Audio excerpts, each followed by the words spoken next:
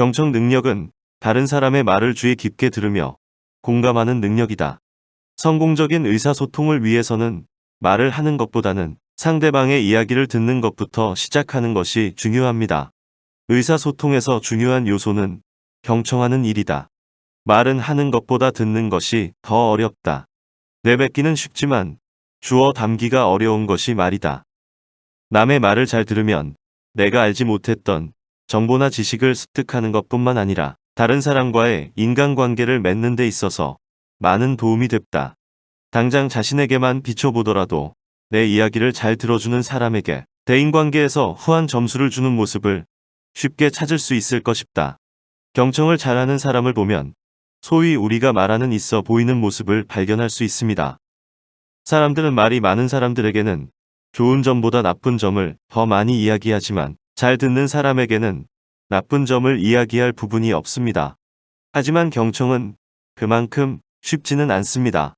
입을 닫고 귀를 여는 것은 생각보다 쉬워 보이지만 실제로 남의 말을 10분 이상 듣다 보면 무엇인가 말하고 싶어서 안절부절 못하는 자신의 모습을 쉽게 발견할 수 있을 것입니다. 경청은 개인의 성향적인 측면도 분명히 있지만 훈련이 되어 나아지는 면도 있습니다. 그렇기 때문에 우리는 더 나은 사회인으로 성장하기 위해 경청에 대한 꾸준한 연습과 훈련을 지속해야 합니다. 이번 시간에는 효과적인 경청 방법을 습득하여 올바른 경청 자세를 갖출 수 있는 방법을 알아보겠습니다. 오늘의 학습 목표는 경청의 의미와 중요성을 이해하고 자신의 경청 자세를 파악하여 올바른 경청 자세를 갖출 수 있도록 하는 데 있습니다. 그럼 경청의 의미에 대해 알아보겠습니다. 경청은 다른 사람의 말을 주의 깊게 들으며 공감하는 능력입니다. 한자로는 기울어질 경자와 들을 청으로 상대방의 말을 잘 듣기 위해 상대방 쪽으로 몸을 기울인다는 의미를 담고 있습니다. 다음은 경청의 기능에 대해 알아보겠습니다. 상대방의 이야기를 잘 듣는 것은 효과적인 의사소통을 위해 무엇보다 중요합니다. 경청은 모든 인간관계의 기본으로서 대인관계의 원활함과 의사결정, 문제 해결의 핵심적인 요소가 됩니다. 사람들은 나의 이야기를 적극적으로 들어주는 사람에게 존중받는 느낌을 받게 됨으로써 마음을 열게 되고 감정의 교류를 나누게 됩니다.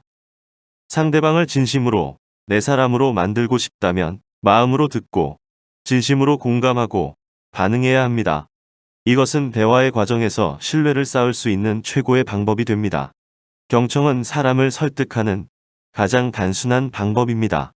경청을 하면 상대방은 본능적으로 안도감을 느끼고 경청하는 우리에게 무의식적인 믿음을 갖게 됩니다.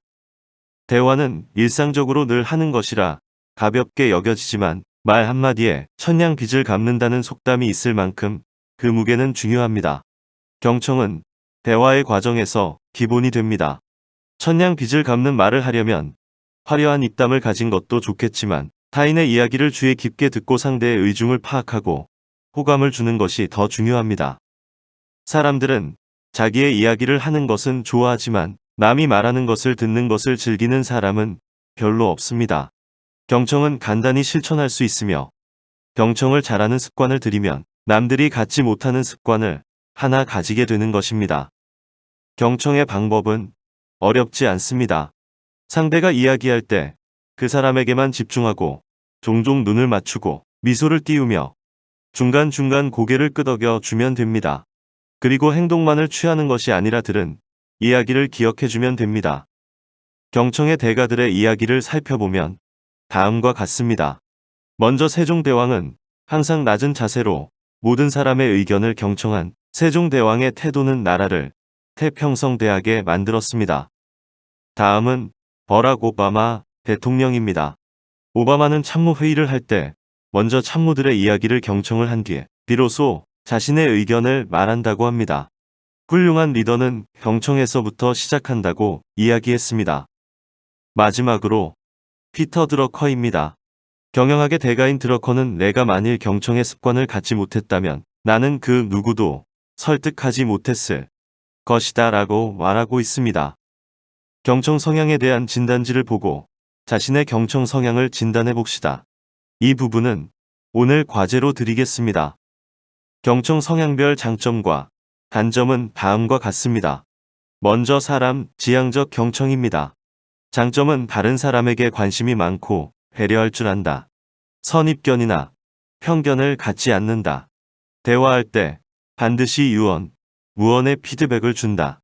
타인의 감정 상태와 분위기를 잘 파악한다. 것입니다.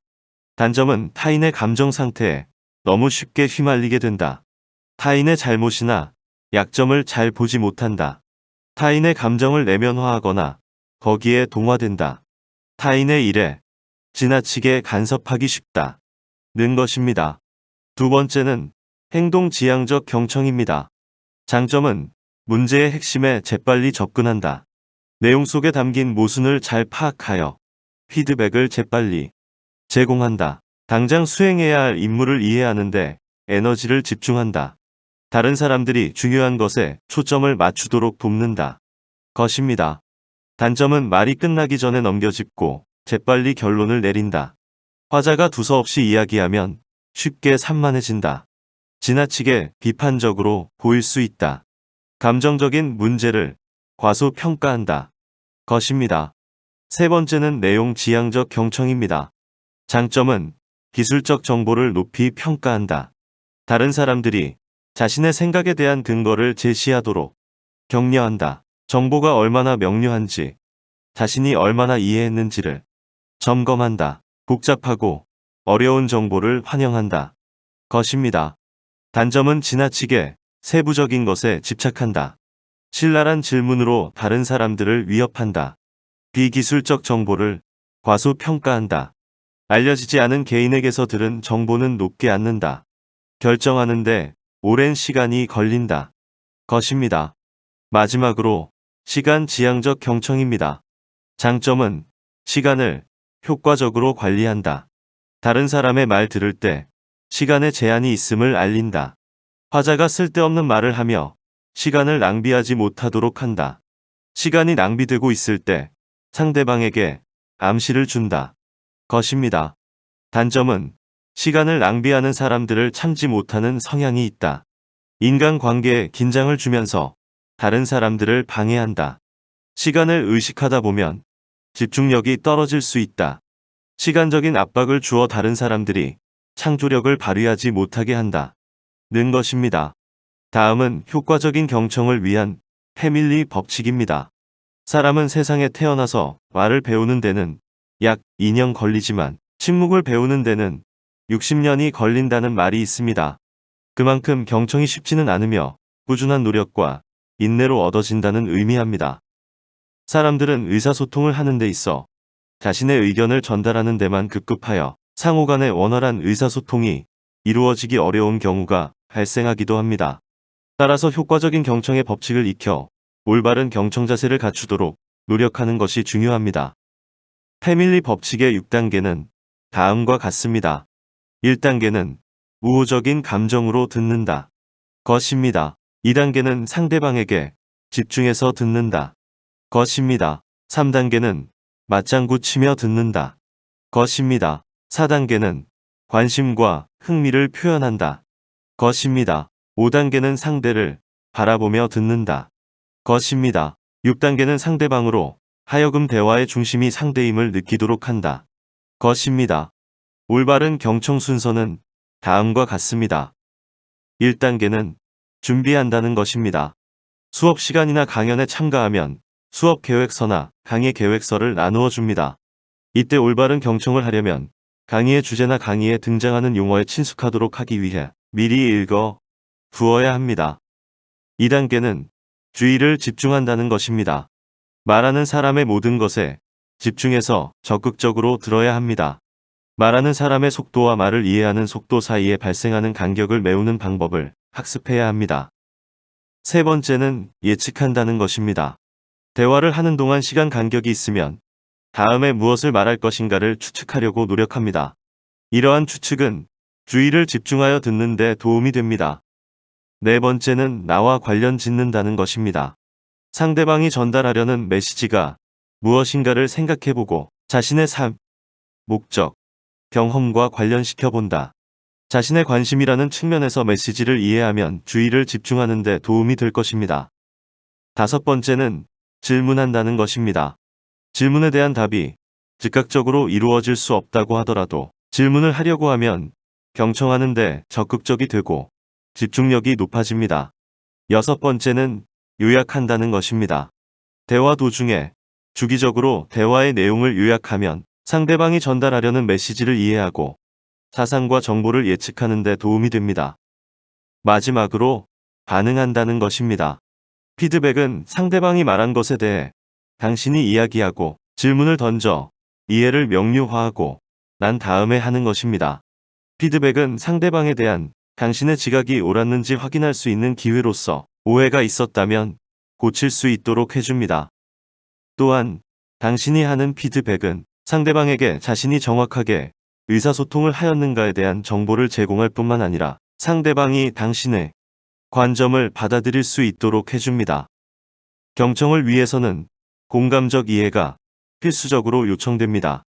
공감적 이해란 듣는 사람이 말하는 사람의 입장이 되어 그의 주관적인 세계를 이해하는 것을 말합니다. 또한 상대방의 눈으로 사물을 보는 것과 같이 상대방이 지니고 있는 생각과 느낌의 틀을 이용하여 그 사람의 생각과 감정을 이해하는 것을 의미합니다. 상대방이 나의 감정에 공감하고 있음을 나타낸다면 나는 상대방에게 이해받고 있다는 느낌을 갖게 되어 상대방을 신뢰하면서 나 자신을 더욱 드러내 보이게 됩니다. 이러한 과정을 통해 상호 간의 원만한 인간관계가 이루어집니다. 공감 표현 방법은 다음과 같습니다.